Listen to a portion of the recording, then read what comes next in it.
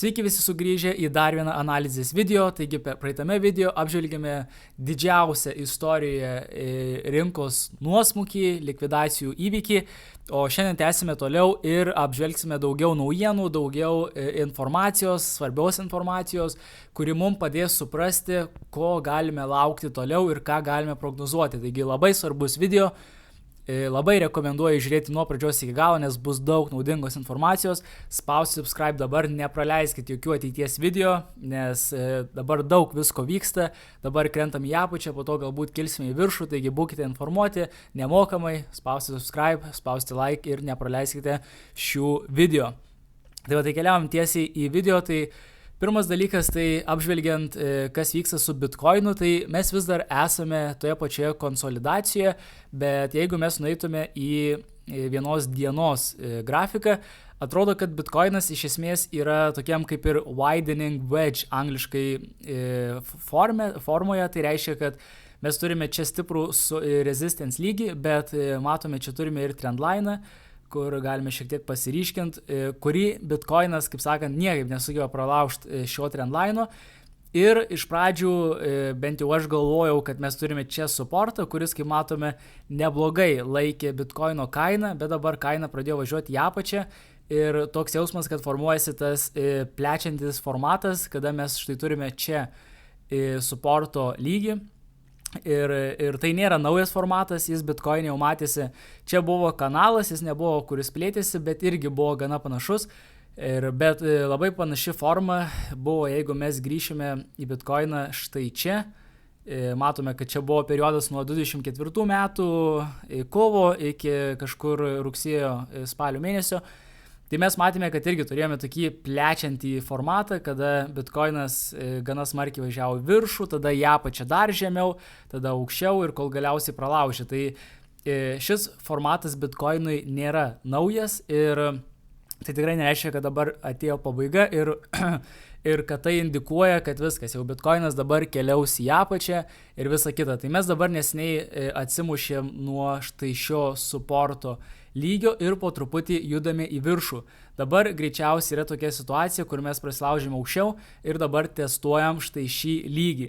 Tai vėlgi, jeigu paaiškės, kad čia yra tik žemesnė aukštuma ir keliausime žemiau, tada jau bus negerai, nes tiesiog Bitcoinas nukris, tada altcoin nukris dar labiau ir taip toliau, bet dabar dar kol kas trumpuoju periodu nėra ko panikuoti, nes čia taip pat gali būti ir toks supportas ir kad Bitcoino kaina po truputį lips į viršų. Tai irgi labai svarbus dar dalykas paminėti su Bitcoinu, kad jeigu mes nueitume į savaitės grafiką ir pasižiūrėtume maždaug, tai yra tiesa, kad Bitcoinas jau yra gana brangus, jau jis artėja prie viršutinės ribos ir dėl to dabar maždaug rinka pasiskiršius į 50-50.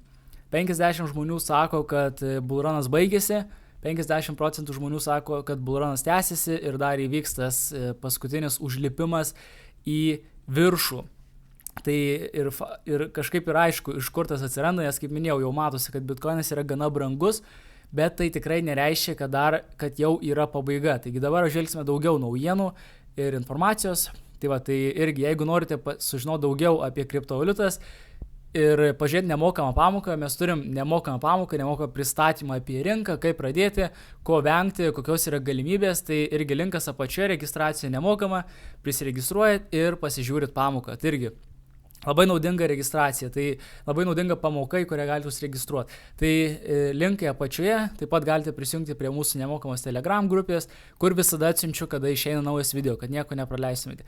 Tai dabar kalbant apie sentimentą, tai gana tikslus sentimentas iš Binance, kad dabar yra baimė rinkoje.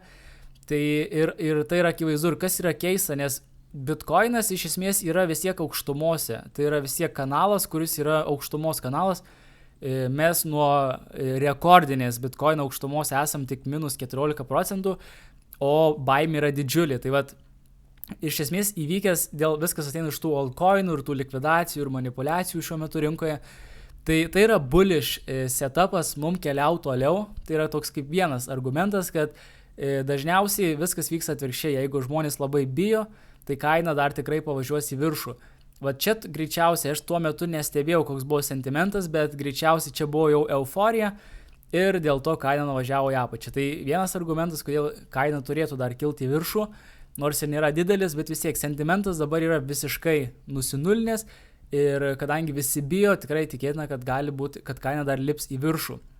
Tai va, kitas yra labai įdomus dalykas, kad yra Bitcoino banginis, tai yra insideris kažkoks iš Amerikos, kuris iš esmės turi 100% pataikymą ir iš esmės ką jis daro, taip ir įvyksta. Tai sako, kad čia galbūt iš Trumpo šeimos kažkas, nes jis per visą tą krešą prieš tai pašortino ir panašiai.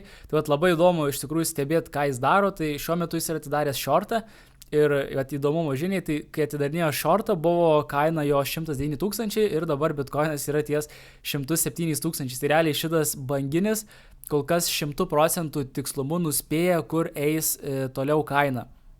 Tai va irgi tiesiog labai įdomu ir stebėsim, ką daro šis banginis, galbūt kada jis pradės longus atidarinėti, bet kol kas jis yra bearish ir kol kas taip ir matosi, va labai keista iš tikrųjų stebėti kažkokį galimai insiderį, bet jis turi 100% pataikymą, tai tikrai labai tikėtina, kad jis yra kažkoks insideris ir žmonės dabar Twitter'e jį stebi. Kalbant toliau, tai dažniausiai yra į apačią kaina eina, nes reikia likviduoti longus, tai yra visi, kurie longina, atsidaro pirkimus, long pozicijas ir kaina važiuoja į apačią, likviduoja visus.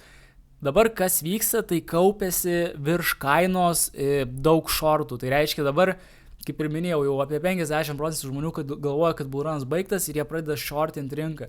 Ir dažniausiai vyksta atvirkščiai, tai reiškia, prieš tai visi longino, absoliučiai visi buvo long, čia bullrunas tęsiasi ir taip toliau.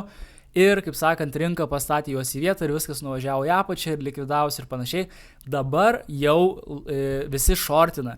Tai reiškia, jeigu Bitcoinas pakiltų iki, tarkim, link 130, kas būtų labai gerai, bet link ten, tai būtų 20 milijardų shortų likviduota. Tai yra labai labai didelis dalykas ir, kaip čia pasakius, kaip ir yra bulių, kaip sakant, kurie bando dabar palonginti rinką ir galvoja, kad jie bus teisūs, lygiai taip pat yra jų priešingybė, tai yra meškos, bears, kurie shortina rinką nuo čia ir galvoja, kad viskas, bullrunas pasibaigė. Tai vat įdomu, tai yra geras dalykas iš esmės, kad daugiau yra aukščiau virš mūsų, tai reiškia, kaip Bitcoinas, jei jis pradės judėti į viršų, labai greit likviduos visus longus ir bus tiesiog labai sprogstamas judėjimas į viršų ir kas tikrai gali būti, nes dažniausiai, kur yra daugiau likvidacijų, ten yra traukiama kaina. Irgi dabar greitai apžvelgus kitą dalyką, tai pinigų pasiūla eina į viršų ir auksas. Nežinau, ar stebėjot, kas vyksta su auksu, gal apie auksą kažkiek plačiau kitame video, bet iš esmės auksas irgi eina paraboliškai į viršų. Ir dažniausiai Bitcoinas seka pinigų pasiūlą ir auksą, nes daugiau pinigų, Bitcoinas kyla, auksas dažniausiai užbėga už akių, kas vyks ekonomikoje, irgi pradeda kilt ir tada dažniausiai Bitcoinas seka. Tai kas dabar vyksta, tai Bitcoinas kol kas niekur nesivyja, nei pinigų pasiūlos, nei auksas, kas yra keista, nes akcijos, pinigų pasiūla, auksas, viskas eina į viršų, o Bitcoinas neina į viršų. Atrodo, kad vyksta daug manipulacijų, tai vienas dalykas, o kitas dalykas, tai labai dabar vyksta daug distribucija, tai reiškia labai daug kas parduoda šitam lygiui iš tikrųjų. Daug visokių institucijų parduoda, ypač dar po paskutinio nuvažiavimo, kai sentimentas toks blogas, labai daug kas pardavinėja iš tikrųjų.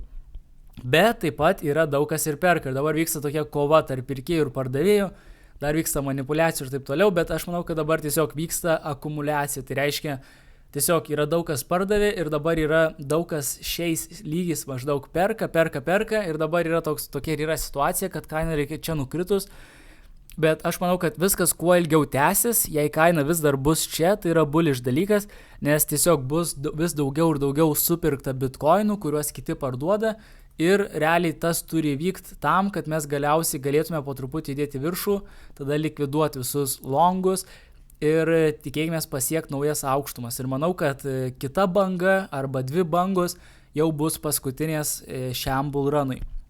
Tai va, tai maždaug tokia greita situacija. Matau, kad video jau užsitęsė, tai čia ir pabaigsim. Yra dar daug svarbios informacijos, kurią norėčiau apžvelgti kitame video. Taigi spauskit subscribe, nepamirškit, pasižiūrėkit pamoką, jei norit mokytis, tai irgi visi linkai yra apačioje prie mokymų programos prisijungti. Ir jo, tiek šiam video ir sekit naujieną, sutiksime kitame.